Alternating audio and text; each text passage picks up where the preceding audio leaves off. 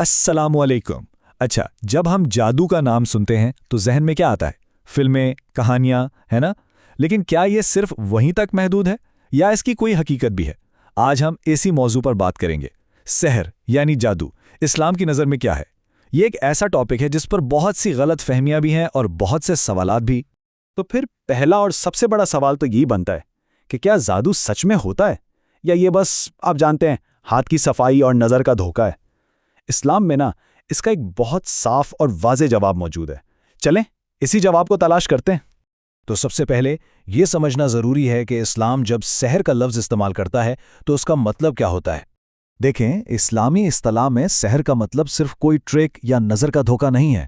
نہیں، یہ ایک پورا پروسیس ہے۔ اس میں گرہ لگائی جاتی ہیں، کچھ خاص الفاظ اور منتر پڑھے جاتے ہیں۔ لیکن جو چیز اسے سب سے زیادہ خطرناک بناتی ہے وہ یہ ہے کہ یہ سب کام شیاطین کی مدد سے کیا جاتا ہے۔ اور اس کا مقصد کیا ہوتا ہے؟ کسی انسان کے جسم، اس کے دل یا اس کے دماغ پر اثر ڈالنا، اسے نقصان پہنچانا۔ تو اس تعریف سے ایک بات بالکل صاف ہو جاتی ہے کہ اسلام کی نظر میں جادو کے اثرات بالکل حقیقی ہیں۔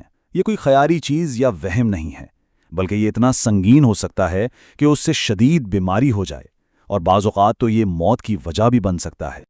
اچھا، اب آتے ہیں اس موضوع کے سب سے آپ کہہ لیں نازک اور اہم حصے کی طرف۔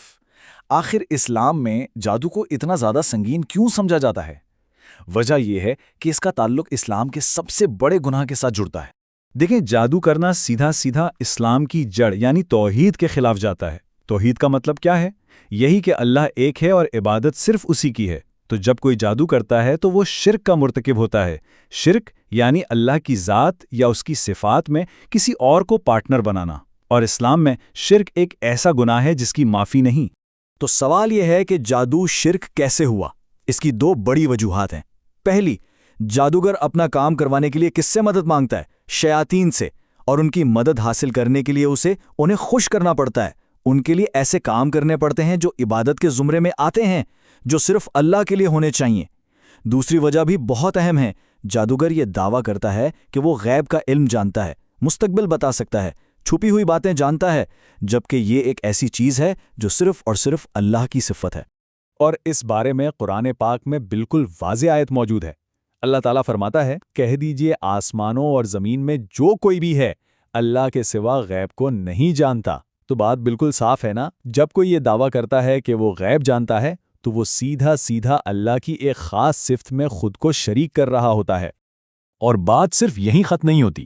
نبی اکرم صلی اللہ علیہ وسلم کی ایک حدیث اس کی سنگینی کو اور بھی زیادہ بڑھا دیتی ہے۔ آپ صلی اللہ علیہ وسلم نے 7 ہلاک کر دینے والے گناہوں کا ذکر کیا، اور ان میں شرک کے فوراً بعد جادو کا نام لیا۔ آپ خود سوچیں کہ یہ کتنا بڑا گناہ ہوگا کہ اسے شرک کے ساتھ ذکر کیا گیا ہے۔ تو یہ تو ہو گئی عقیدے کی بات، لیکن جادو کے اثرات صرف عقیدے تک محدود نہیں ہیں۔ اس کے بہت ٹھوس حقیقی دنیاوی نقصانات بھی ہیں۔ یہ ایک شخص کو بھی اور پورے معاشرے کو بھی تباہ کر سکتا ہے۔ چلیں دیکھتے ہیں کیسے۔ اس کے نقصانات کی لسٹ کافی لمبی ہے۔ سب سے پہلے تو یہ انسان کے ایمان، اس کے عقیدے کو ہی خراب کر دیتا ہے۔ اللہ پر جو بھروسہ ہوتا ہے نا، جسے توکل کہتے ہیں، وہ کمزور پڑ جاتا ہے۔ پھر انسان محنت کرنے کے بجائے شارٹ کٹس ڈھونڈتا ہے، وہموں میں پڑ جاتا ہے، اور ظاہر ہے جب ایسا ہوگا تو خاندان بھی ٹوٹتے ہیں، پیسہ بھی برباد ہوتا ہے۔ یعنی یہ انسان کو ہر طرح سے کھوکھلا کر دیتا ہے۔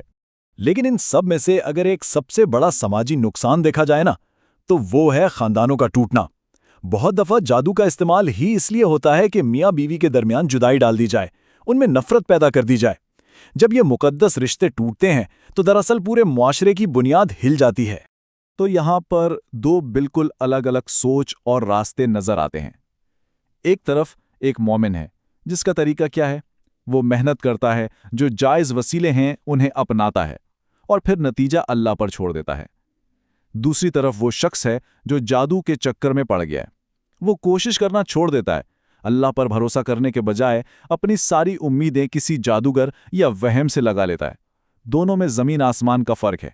اچھا، تو اب تک ہم نے مسئلے کی سنگینی کو تو سمجھ لیا، لیکن اسلام کی خوبصورتی یہ ہے کہ وہ صرف مسئلہ بتا کر چھوڑ نہیں دیتا، بلکہ اس کا حل بھی دیتا ہے۔ تو اب بات کرتے ہیں کہ اس سے بچنے اور اپنی حفاظت کرنے کا طریقہ کیا ہے۔ اسلام نے جو طریقہ بتایا ہے نا، وہ بڑا کمپریہنسو ہے۔ یہ کئی لیولز پر کام کرتا ہے۔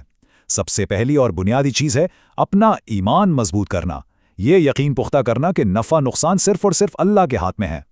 پھر آتی ہے روحانی حفاظت، یعنی روزانہ قرآن کی تلاوت، خاص دعائیں، صبح شام کے اذکار پڑھنا، یہ ایک شیلڈ کی طرح کام کرتے ہیں۔ اور پھر اس کے ساتھ ساتھ معاشرے کی بھی ذمہ داری ہے کہ وہ لوگوں کو اس کے خطرات سے آگاہ کرے، اور حکومت کی ذمہ داری ہے کہ وہ ایسے کام کرنے والوں کے خلاف سخت قانون بنائے۔ یہاں ایک بہت ہی خاص اور عملی طریقہ ہے جو خود نبی اکرم صلی اللہ علیہ وآلہ وسلم اپنایا کرتے تھے۔ آپ صلی اللہ علیہ وآلہ وسلم ہر رات سونے سے پہلے اپنے دونوں ہاتھوں کو ملا کر قرآن کی آخری 3 سورتیں یعنی سورۃ الاخلاص، الفلق اور الناس پڑھتے، پھر ان پر پھونک مار کر اپنے ہاتھوں کو پورے جسم پر پھیرتے تھے، سر اور چہرے سے شروع کرتے ہوئے، اور ایسا 3 بار کرتے تھے۔ یہ ایک چھوٹا سا عمل ہے لیکن حفاظت کے لیے بہت بڑا ہے۔ تو اس پوری جنگ میں ہر کسی کا اپنا ایک رول ہے۔